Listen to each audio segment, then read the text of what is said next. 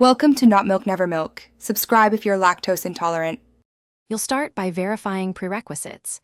Check your OS and confirm you have the Chatgpt app or an app that integrates GPT via API.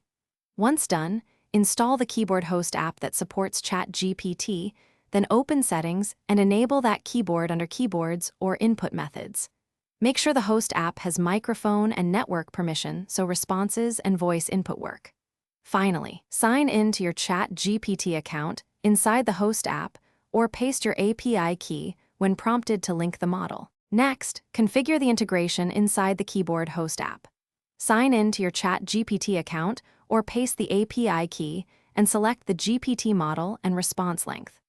Once configured, add the keyboard to your active input methods and assign a toggle or shortcut key for quick access.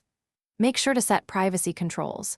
Disable clipboard logging if you handle sensitive data and choose whether to keep local history. Test by opening a text field and invoking the keyboard to confirm latency and response formatting. Finish by testing Chatgpt across apps, messages, email, notes. Prompt with short and long queries to validate behavior.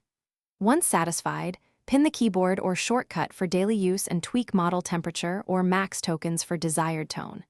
If responses lag, enable any offline suggestions or switch back to the system keyboard until network improves. If you encounter errors, check the API key validity, update the host app, confirm network permissions, and restart the keyboard service. That usually resolves most integrations. Thanks for watching. If this was helpful, leave a like and consider subscribing. See you next time.